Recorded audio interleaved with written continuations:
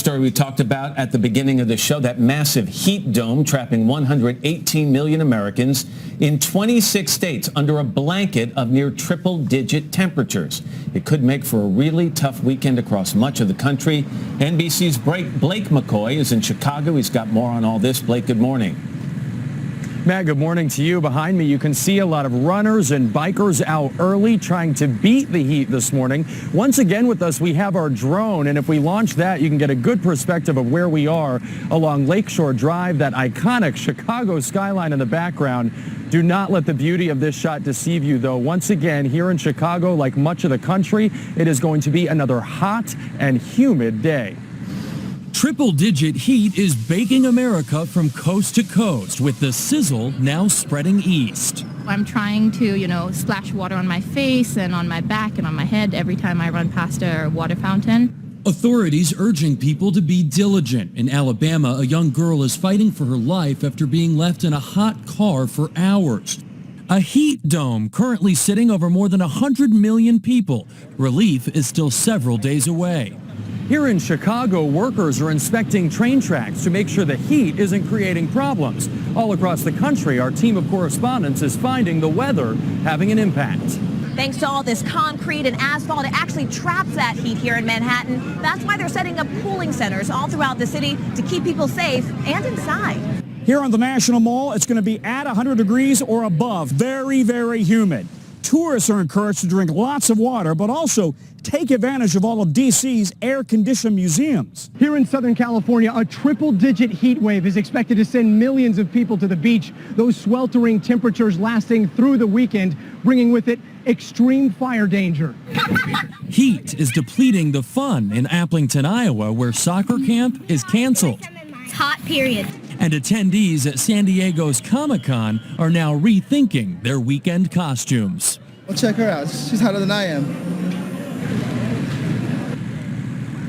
Back out here live on Lake Michigan, you can see some beach yoga going on, and the beaches are all raked, ready to go. We are expecting them to be full this weekend as people look for some relief from this oppressive heat. It is, of course, a little cooler here by the water, and now it's the East Coast turn to get a taste of what they've been feeling here in the Midwest this entire week. It is going to be brutal, and it's the humidity that is really making it feel so muggy. Guys?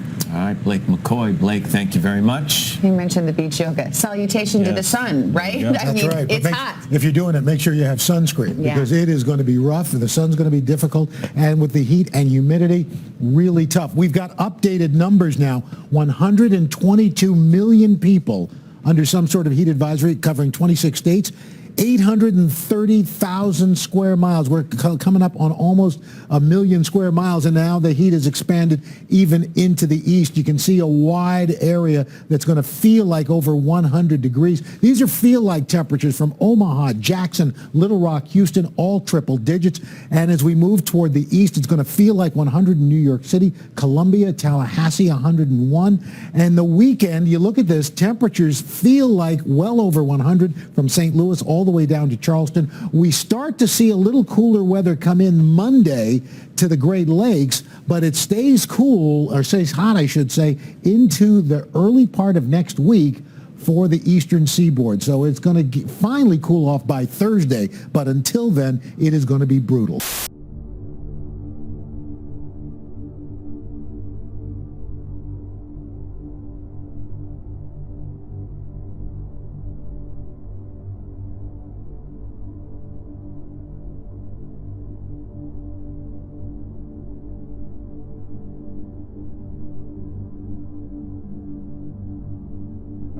The hot water in the kettle gives off water vapor to the air by rapid evaporation, just as rivers, lakes, and ponds give off water vapor to the air by slow evaporation.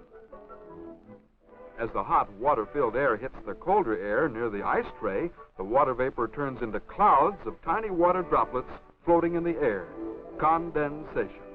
When the air is quite cold and cannot hold any more water droplets, they collect together to form larger drops, as on the ice tray. And being too heavy to float in the air, they fall back to the earth as rain.